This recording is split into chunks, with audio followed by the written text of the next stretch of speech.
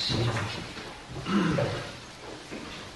Aproveitando que o Padre Joaquim veio nos fazer as aulas de história, hoje nós vamos, o catecismo de hoje vai ser uma página da história um pouco mais recente,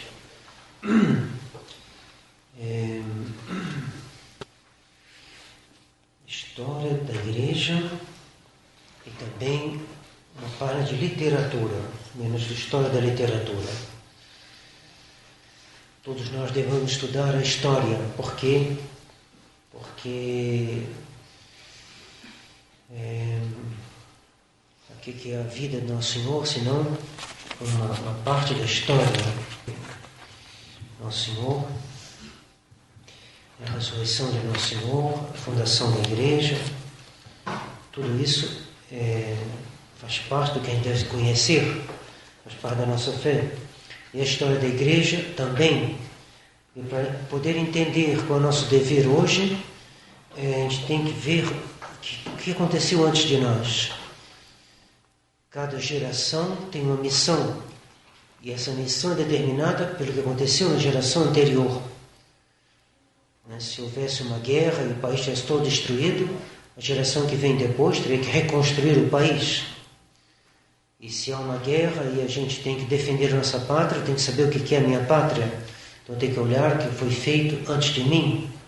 A história é essencial. O homem é um ser histórico. Faz parte de uma família, teve um pai e uma mãe que vieram antes dele. Pátria significa lugar dos pais, terra dos pais. Então nós vamos fazer uma pequena entrada, uma inserção, uma visita no século XVIII, século XVIII, perdão. O século XVIII que preparou a Revolução Francesa, que domina um pouquinho o que nós estamos vivendo hoje. Essa revolução foi preparada pela revolução nas ideias. Vamos falar um pouquinho de literatura. Penso que estará ao alcance de todo mundo. Espero. E as ideias não se comunicam nunca mais facilmente do que pela literatura. Por quê? Porque a arte é uma coisa que atrai. E uma coisa, quando é bem dita, dita com graça, ela passa mais facilmente. Porque a arte é uma coisa muito humana, no bom sentido da palavra. A arte é a transfiguração das coisas, uma elevação das coisas inanimadas ao nível da nossa alma racional. Então, todo poeta, todo artista, né, tem um dom. E tem uns que, mesmo sem ser artista, também gozam do mesmo prestígio, às vezes falsamente, que eles não são verdadeiros artistas, mas a arte é uma coisa que atrai todo mundo. Mesmo quando ela é falsa, ela guarda um brilho. Basta ver os atrizes de novela, elas fazem uma coisa que é de quinta qualidade, mas atrai por quê? Porque a arte por si mesma já tem um prestígio. Mas o que aconteceu no século XVIII? No século XVIII, quem dominou a classe literária foram homens que queriam destruir a Igreja. Voltaire, Rousseau, Diderot, D'Alembert e outros queriam destruir a Igreja. Isso dentro de um país que era ainda católico, que é a França.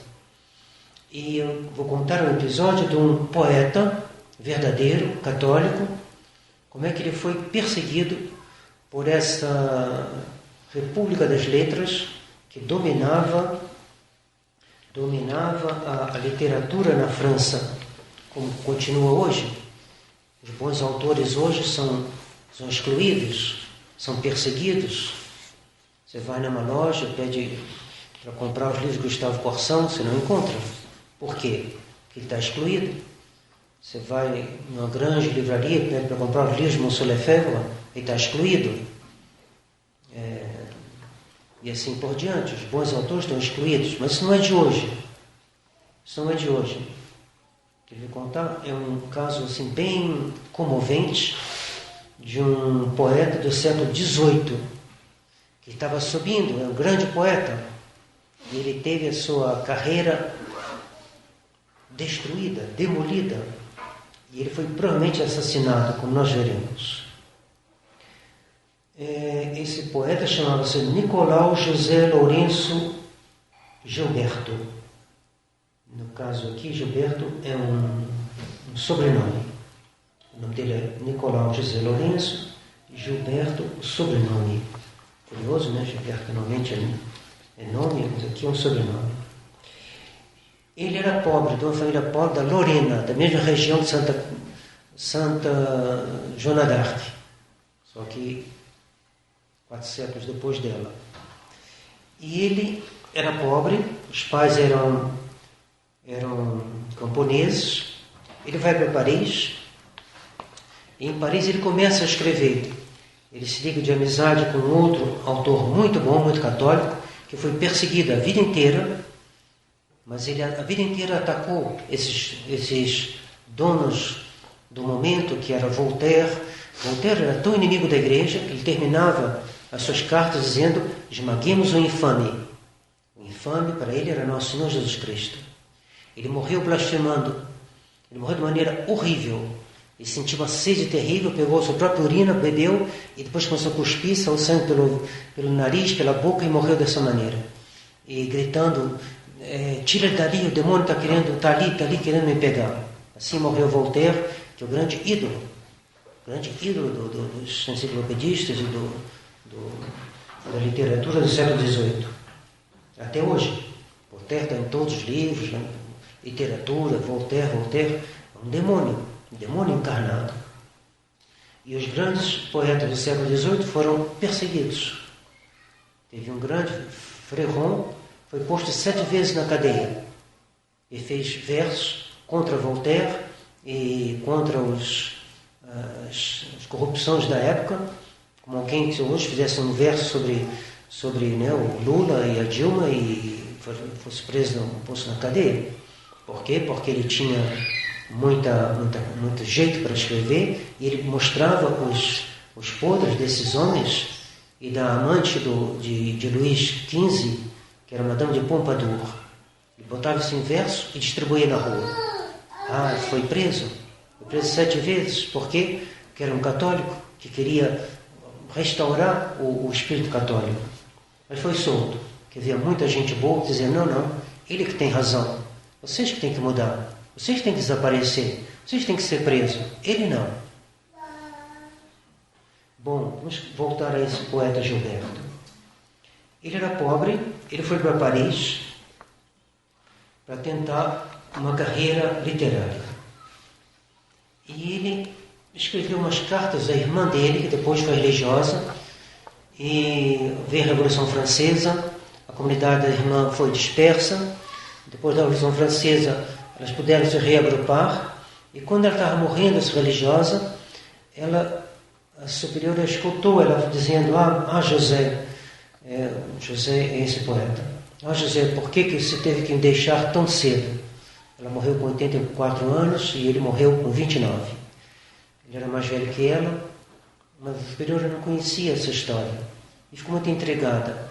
E ela falou assim, ela estava morrendo, ela falou: quando eu morrer, podia enterrar ela trazia sobre ela um saquinho, eu podia enterrar esse saquinho junto comigo? E a superiora, então ela morre, e a superiora fica um pouco em dúvida: o que tem nesse saquinho? Isso é meio estranho. Então ela pediu um padre: o que o senhor acha que eu devo fazer? Ele falou: me dá esse saquinho. Ele abriu, e lá tinha umas cartas dele para ela e dela para ele. Vamos ver algumas coisas que tinham nessas cartas. Nós veremos o drama de um poeta católico diante de pessoas que são muito piores do que a gente pensa. O mal, como dizia o Corsão, só os santos creem no mal.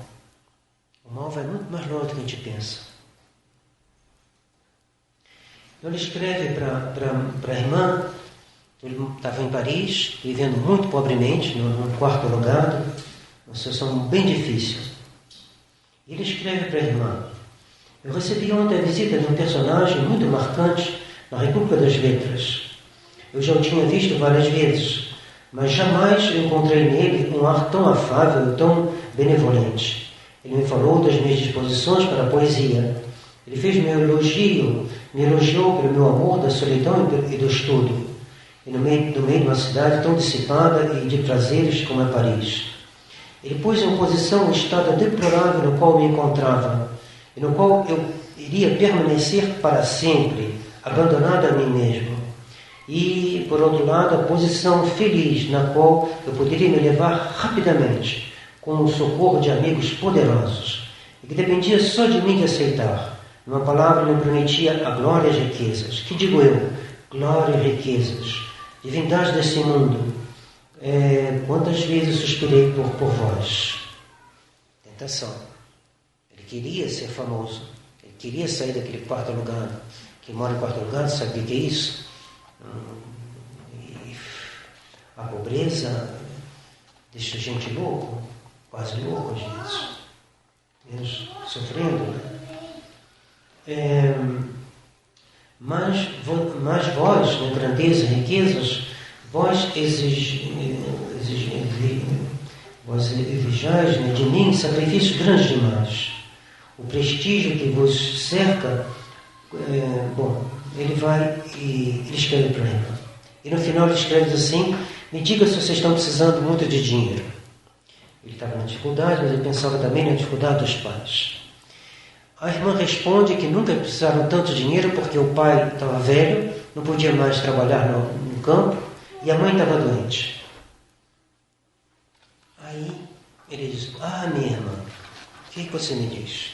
Se aumenta a minha tentação. Mas ele não diz o que é. Se aumenta a minha tentação. Que tentações você vem de me expor, irmã? Diga-me, a excelência do fim, a finalidade, né, que era ajudar o pai e a mãe, pode justificar os meios empregados para conseguir esse fim? Você quer tomar a responsabilidade sobre si de uma ação minha? Mas ele deixa tudo, ele não explica o que é. E a irmã fica muito intrigada. O que você quis dizer? Responde ela na carta seguinte. Por que essa obscuridade nos teus pensamentos? Será que você queria cometer um crime culpado?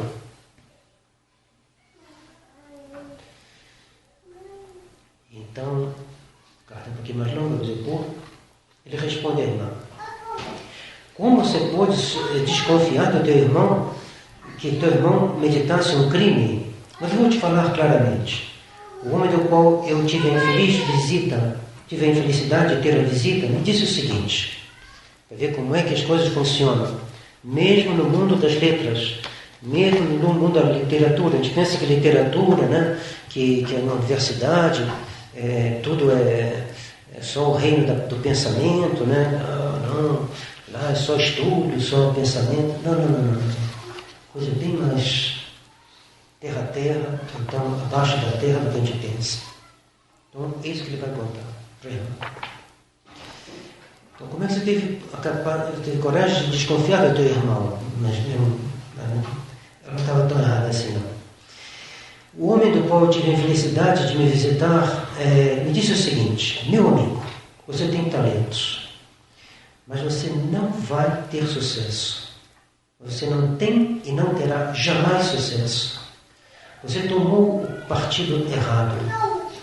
Engaje-se debaixo de outra bandeira. Entre na liga poderosa que nós formamos para destruir a religião. Eu te prometo glória e riquezas.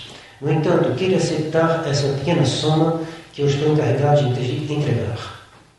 Ele responde: não quero seu dinheiro. O que vai acontecer com esse poeta? É o que nós vamos ver.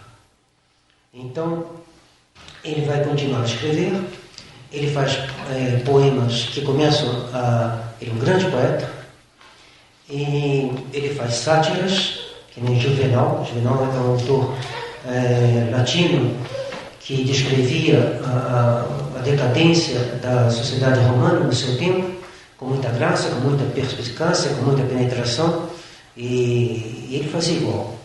Ele descrevia a sociedade de Paris. Isso não agradava a todo mundo. O que vai acontecer? Com 29 anos, ele tem um acidente. Dizem que é um acidente.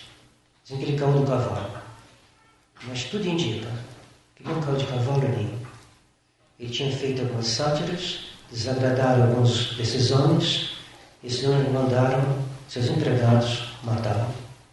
E então arrebentaram o crânio dele, mas ele viveu ainda 2 dias, e no hospital ele vai fazer o seu último poema, antes de morrer. Como está em francês, eu vou só... Poesia, uma coisa intraduzível, como dizia Chesterton, um bom tradutor sabe que uma boa tradução é impossível. Então, eu vou fazer vou tentar o impossível, já vou dizendo que está mal traduzido, mas só para dar um pouquinho do tom do que ele escreveu. Deus seja bendito, então, 2 dias antes de morrer. E provavelmente mandaram matar, morreu, se essas suspeitas são verdadeiras, porque não se tem a certeza, mas os seus versos dão a entender como é que foi. Deus seja bendito. Meus inimigos, rindo de mim, disseram com cólera que ele morra e com ele a sua glória. Mas acalmando o meu coração, Deus me disse, como um pai, nada te turbe, e que o ódio dos inimigos não te façam dizer um ai. Deus seja bendito, que renova em mim a inocência e a paz, que protege minha morte e me introduz na vida sem fim. Ele vai morrer então, aos 29 anos de idade, grande poeta, completamente esquecido, completamente escondido. Por quê? Porque é assim. Porque é assim. Você vai na Faculdade Federal do Rio de Janeiro, na Faculdade de Letras, e vê se estão estudando os textos de Gustavo Corsão. Nem sabem. Eu estava na PUC, e na PUC eu comecei a fazer algumas perguntas durante a aula. O professor olhou para mim, fuzilando com os olhos injetados de não sei o que lá, dizendo que o senhor parece até Gustavo Corsão. Para eles, Gustavo Corsão é um demônio. E assim, esses poetas também. E por que nós queremos uma escola católica? Porque a escola católica justamente é a que não ensina Voltaire, que não ensina esses autores brasileiros que são imorais. Porque a imoralidade hoje está por cima. O pessoal que não é católico, como esse Paulo Coelho, está por cima. E todos os que seguem a gnose ou outras coisas que são anticatólicas estão por cima. Eles têm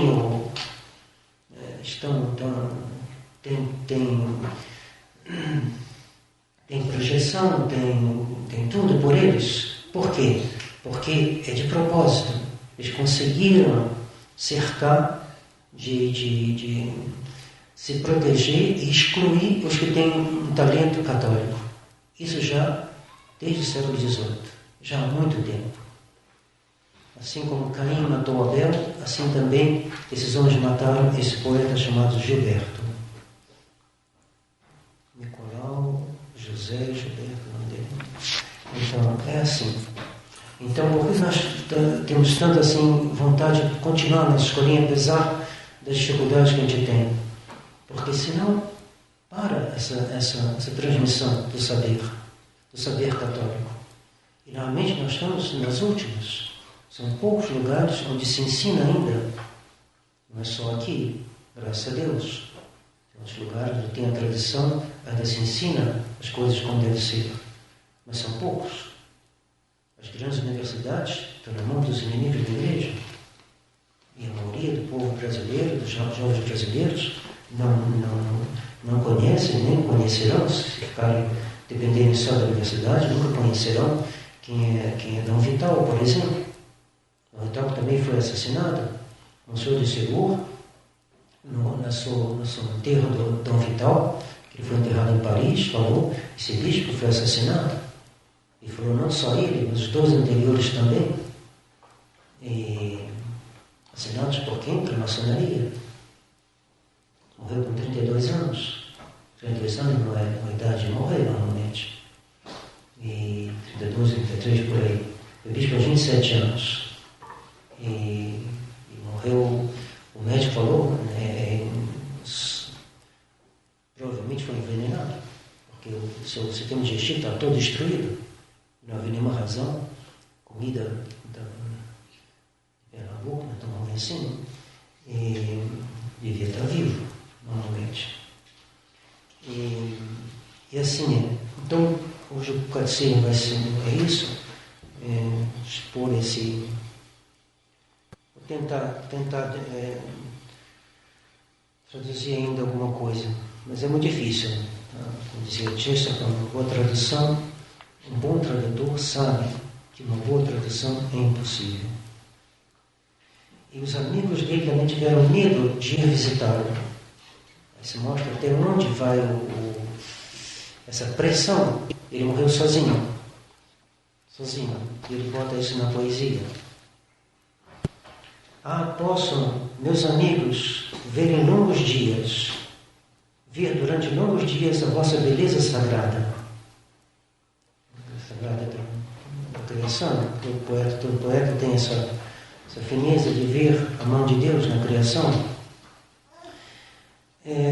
Eles que foram tão surdos ao meu adeus, que eles possam viver longos dias e que a morte deles seja chorada e que eles tenham um amigo para lhe fechar os olhos, coisa que ele não teve. E por que ele não teve? Porque mesmo se aproximar dele era perigoso. Olha até que ponto vai a situação. Um grande poeta morreu aos 29 anos, assassinado e abandonado dos seus amigos. Por quê? Porque, cuidado, nosso Senhor morreu no Calvário, os apóstolos não estavam ali. Ele dizia a mesma coisa. Possam eles ver longos dias e contemplar vossas belezas sagradas, que eles tenham na dia da sua morte um amigo para lhe fechar os olhos. Não teve Nossa Senhora, mas os apóstolos não estavam ali. Então a história da igreja é a continuação do Calvário. E sobretudo hoje. A gente deve pedir a Deus que a gente saiba honrar aqueles que merecem e descobrir esses autores. O Brasil tem alguns bons autores e deve guardá-los. E saber discernir os maus, que Voltaire como falei Voltaire na França, Voltaire tem uma estátua na França, o corpo dele está enterrado em algum lugar onde bota os homens célebres da França, lá em Paris, toda uma ovação em torno desse demônio encarnado, e aqueles que merecem não estão. Então tem que tomar cuidado, porque às vezes a gente bota na nossa mão, olha aqui, isso aqui é um autor excelente, Gilberto Amado, sei lá, Paulo Coelho, então sei lá o quê, e a gente está dando para as crianças às vezes, os livros porque a gente quer fazer novos livros, fazer os nossos livros. Às vezes é uma coisa demoníaca. A gente viu um livro português, tinha uma poesia de Chico Buarque. Desgraçado dia em que eu nasci, um querubim me disse, você está predestinado a ser ruim. Que droga, mas eu vou até o fim. Olha o que dão para as crianças. Isso é coisa que se dá para as crianças. Isso é digno de Voltaire. Então a gente tem que saber, procurar pedir a Deus o discernimento para descobrir na literatura portuguesa quem é digno de ser conhecido e quem não é digno, e fazer uma seleção, ler Camões. Dom Lúcio perguntou para mim, você conhece Camões? E sim, e o senhor conhece? Como é que o senhor conhece? Ele falou, claro que eu conheço, é um clássico.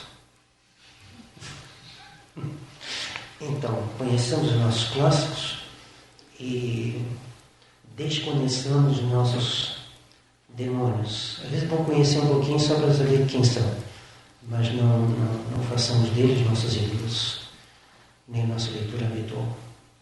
Em nome do Pai, do Filho e do Espírito Santo. Amém.